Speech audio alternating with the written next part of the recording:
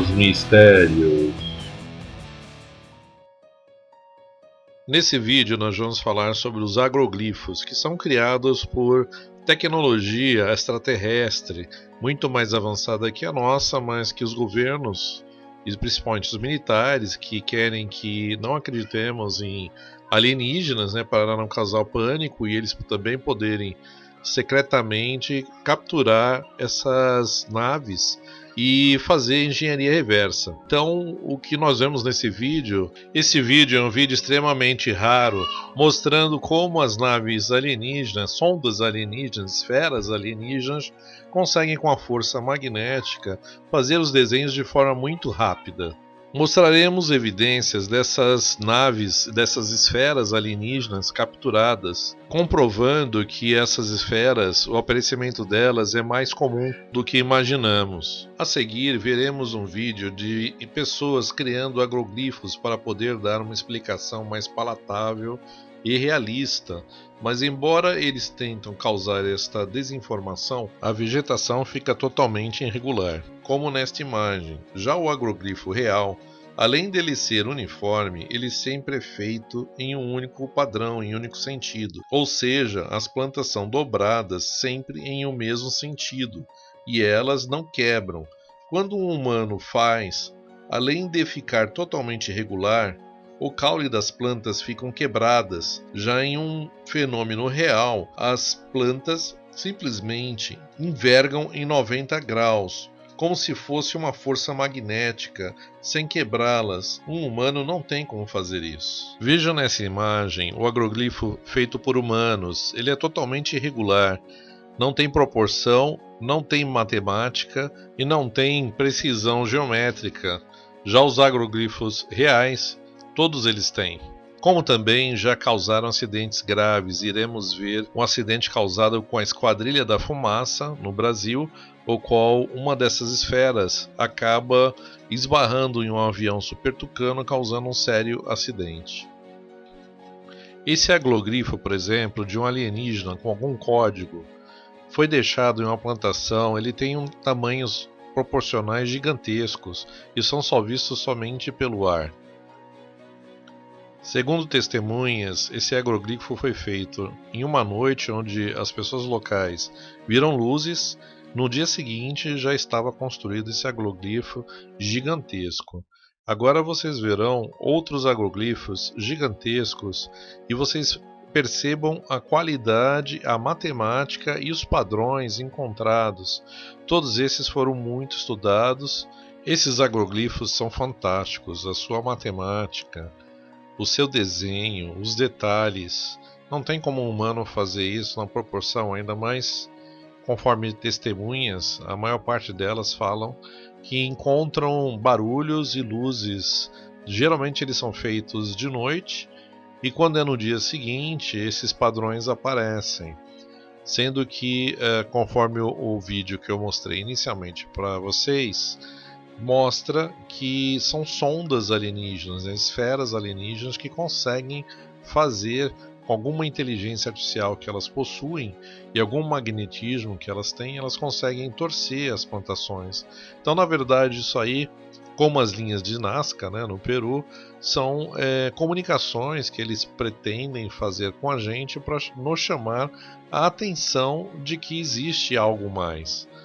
De que existem vidas inteligentes. Então veja o tamanho desses desenhos, são gigantescos, vejam os detalhes, vejam a matemática, vejam a proporção geométrica, é fantástico. A seguir nós vamos também estar mostrando um outro agroglifo que foi muito estudado e esse conseguiu-se fazer uma codificação dele, que é sobre o número π. Alguns agroglifos percebe-se que devem ser desenhos de galáxias que não conhecemos.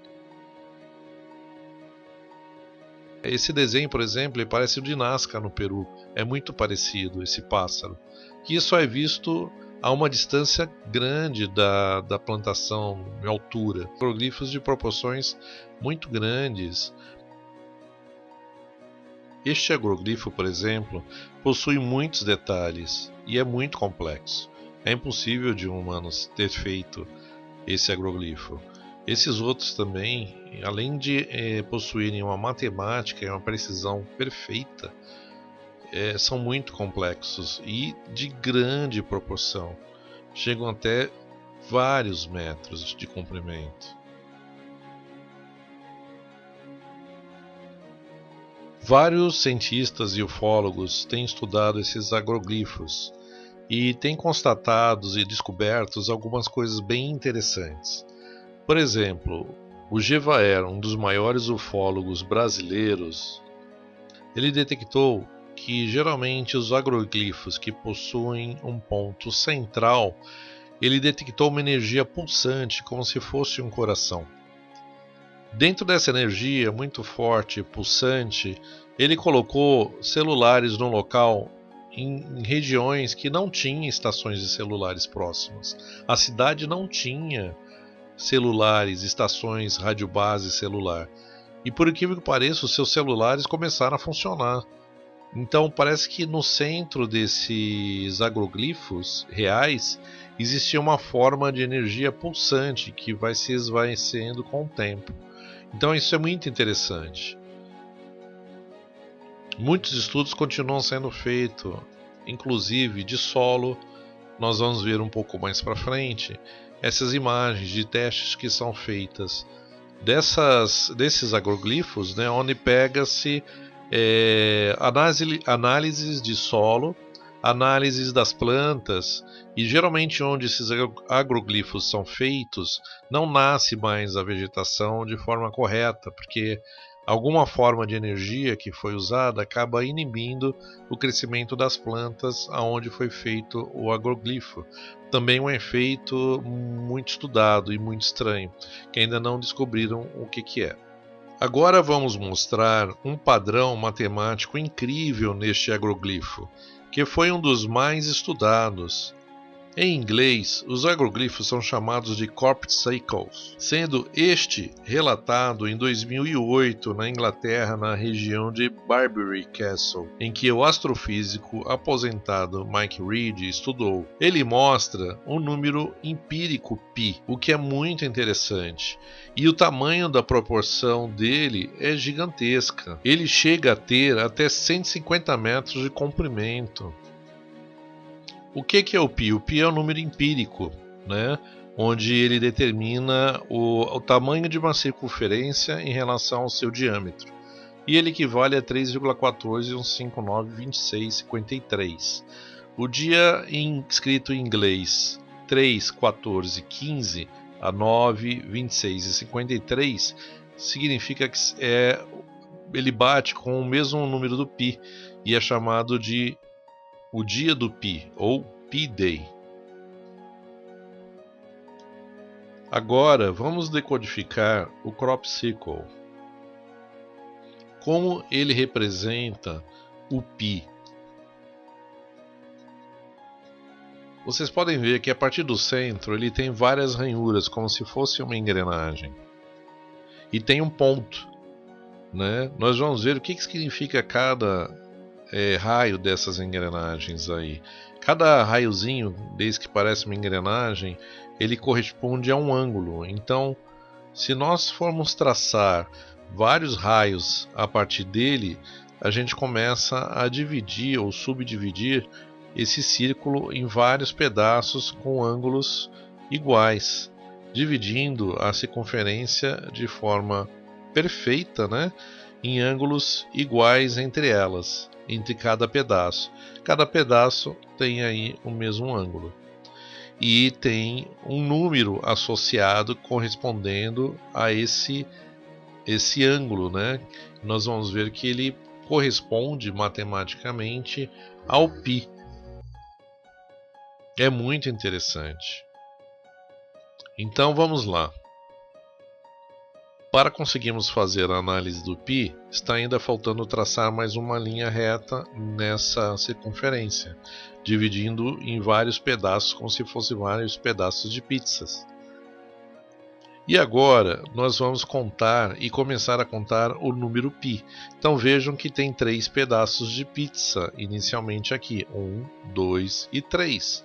Então o π é 3,14, então esses pedaços, se a gente juntar e contar 1, 2, 3, aí nós teremos o número 3. Percebam que tem um ponto. Esse ponto determina o início do número π, que é 3,14 e assim vai, porque é uma dízima periódica, ele não tem fim, é um número infinito. E a partir daí nós vamos começar a contar os outros números, por exemplo, o número 1, porque é só uma andada na engrenagem. Depois a gente anda mais um pouquinho na engrenagem para cima e contamos o número 4. Depois subimos mais um pouquinho na engrenagem, o número 1 novamente. Depois subimos na engrenagem mais uma vez e contamos o número 5. Mais uma vez subindo na engrenagem e contamos o número 9. Então vejam, aqui a gente está montando o número π com todas as suas dízimas. Como que se pode montar uma estrutura matemática em perfeita simetria só sendo alguma inteligência e uma tecnologia muito avançada? Assim que a gente termina o número π, aparecem 3 pontos maiores que são as dízimas periódicas, né, que é um número infinito. Então os 3 pontinhos aqui é infinito, que esses números continuam, né? Então é como se fosse etc, né? Continuam esses números infinitamente. Então é muito inteligente toda a engenharia, o desenho, toda a inteligência utilizada nesse desenho. E o detalhe só é visto de uma determinada altura.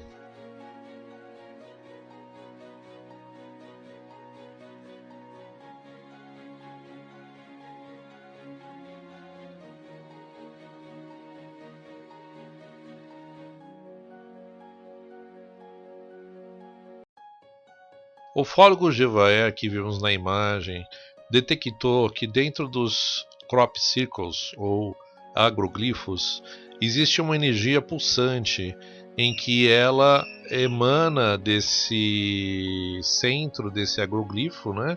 Essa energia, e em uma cidade que ele estava onde não tinha nenhuma estação de celular próxima, ele colocou, e nem na cidade, né, havia sinais de celular. Ele sem querer descobriu que ele andando pelo centro do ciclo, o celular dele começava a funcionar. E ele achou aquilo muito estranho, pegou vários celulares de outras pessoas e eles começavam a se comunicar de dentro desse círculo. Então, outra coisa também que é feita por cientistas e também ufólogos, eles pegam pedaços das plantas desses agroglifos e pedaços de terra e veem que não nasce mais, a terra fica estéril, as plantas não conseguem mais se desenvolver aonde houve esse desenho de agroglifo, como se houvesse uma radiação que tenha pairado sobre essa terra e essa planta. Mas isso é temporário, vai sumindo com o tempo.